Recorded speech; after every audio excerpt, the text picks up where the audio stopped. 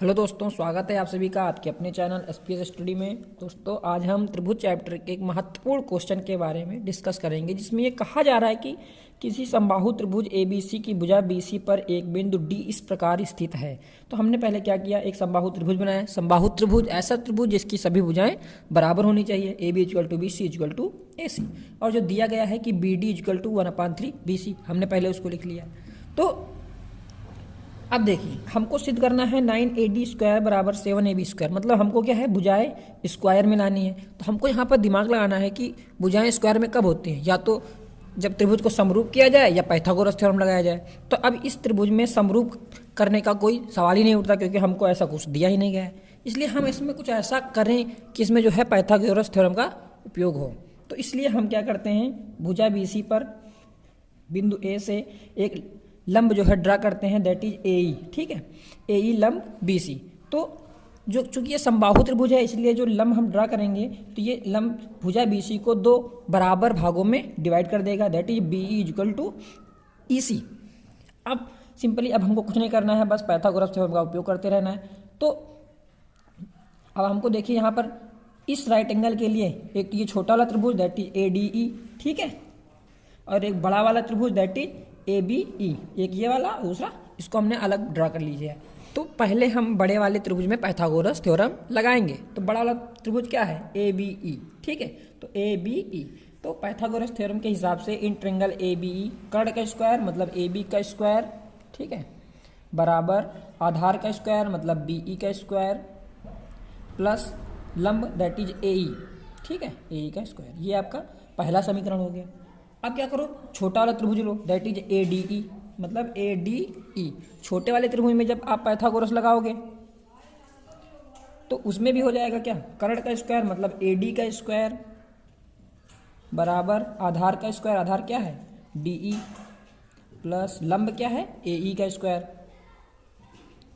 अब देखो, हमको क्या चाहिए, AD और AB केवल लाना है। तो मतलब AD और AB लाना है, इसका मतलब जो बाकी चीज़ें हैं वो हमको या तो कटनी चाहिए या रिप्लेस होनी चाहिए। अब देखो, अगर हम पहले समीकरण और दूसरे समीकरण को आपस में घटा दें तो AE स्क्वायर क्या हो जाएगा, कैंसिल हो जाएगा। इसलिए हम क्या करेंगे, सब्ट्रैक्ट कर देंगे फर्स्ट एंड सेकेंड। तो पहले क्वेश्चन में जब दूसरे को हम माइनस करेंगे तो क्या हो जाएगा, AB का स्क्वायर माइनस AD का स्क्वायर बराबर BE का स्क्वायर माइनस DE का स्क्वायर, और ये AE का स्क्वायर क्या हो जाएगा, कट जाएगा, कैंसिल हो जाएगा। ठीक है, अब देखिए क्या करना है।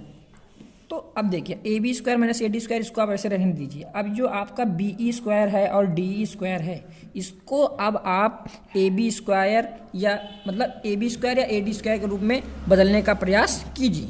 ठीक है, अब देखिए, तो ये क्या है, BE स्क्वायर। ठीक है, तो अब यहाँ से आप पहले देखिए क्या था, BE इक्वल टू EC, मतलब जब हमने लंब को ड्रा किया था तो ये दो बराबर भागों में बांट गया था। तो BE equal to EC equal to क्या हो जाएगा, 1/2 BC। चूँकि BE इक्वल टू EC है, इसका मतलब ये पूरी वाली भुजा का आधा है, मतलब 1/2 BC।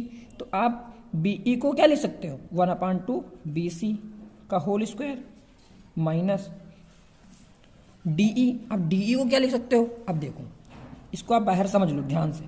ठीक है, अब DE क्या है, DE अगर BE में BD को घटा दिया जाए तो क्या बचता है, DE। तो मतलब DE को क्या ले सकते हो, BE माइनस BD। ठीक है, अब देखिए BE क्या है, BE को आप ले सकते हो 1/2 BC माइनस BD को क्या ले सकते हो, आपको क्वेश्चन में दिया गया है 1/3 BC। अब आप इसको सॉल्व कीजिए तो ये हो जाएगा क्या, 3BC माइनस 2BC/6, ये हो गया BC/6। तो D बराबर आपका क्या है, BC/6। तो D की जगह पर क्या लिख सकते हो, BC/6 का होल स्क्वायर। ठीक है, अब आप जैसा कर रहे थे वैसा करते रहिए, AB स्क्वायर माइनस AD का स्क्वायर बराबर यहाँ पर क्या हो जाएगा, 1/2 का स्क्वायर कितना होता है, 1/4 BC स्क्वायर माइनस 1/6 कितना हो जाएगा, 1/36 BC स्क्वायर। अब इसको आप हल कर दीजिए, BC स्क्वायर है तो इसको आप करोगे कितना हो जाएगा, 36, क्रॉस मल्टीप्लिकेशन करके कर लेते हैं, 36 BC का स्क्वायर माइनस 4BC का स्क्वायर अपान, तो हमने क्या किया, इसमें ऊपर का क्रॉस मल्टीप्लिकेशन कर दिया है, 36 BC square minus 4 BC square. अब नीचे नीचे का गुणा, तो 4 इंटू 36 ये कितना हो जाएगा, 144।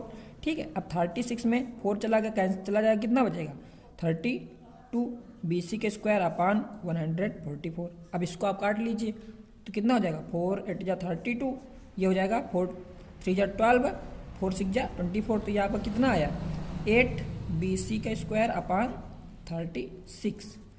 यहाँ पे आपको क्या बचा था, AB का स्क्वायर माइनस AD का स्क्वायर। तो इसको या तो आप यहाँ पर एक दूसरा तरीके से भी कर सकते थे, 4 और 36 का LCM भी ले लेते। अब क्या करना है, देखिए चूँकि समबाहु त्रिभुज था, मतलब BC equal to AB, BC को हम क्या कर सकते हैं, AB से रिप्लेस कर सकते हैं। तो अब देखिए इधर AB है, इसलिए हम क्या करेंगे, इस BC को इस तरफ लेकर आएंगे। तो यहाँ पर पहले से था AB का स्क्वायर, इधर ये प्लस में है, इधर माइनस में हो जाएगा।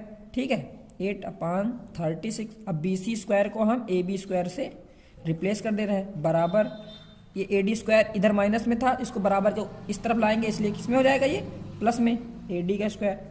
हमने यहाँ पर क्या किया है, BC स्क्वायर बराबर AB स्क्वायर को, मतलब BC को स्क्वायर को AB स्क्वायर से रिप्लेस कर दिया है। ठीक है, अब आप इसको करेंगे तो यहाँ पर इसको जब मल्टीप्लाई कर लेंगे, 36 बन जाएगा 36 में आप 8 चला गया, कितना बचेगा 28 अपान 36 AB स्क्वायर बराबर AD का स्क्वायर। अब ये देखिए, अभी ये कट जाएगा। ठीक है, 4 से कैंसिल हो रहा है, तो 4 7 या 28, 4 9 या 36, तो ये कितना आया, 7 अपान 9 AB स्क्वायर बराबर AD स्क्वायर। तो 9 को आप कहाँ, इधर भेज दीजिए, कितना हो जाएगा, 7 AB स्क्वायर बराबर 9 AD स्क्वायर। तो यहाँ पर हमारा क्वेश्चन देखिए सिद्ध हो रहा है।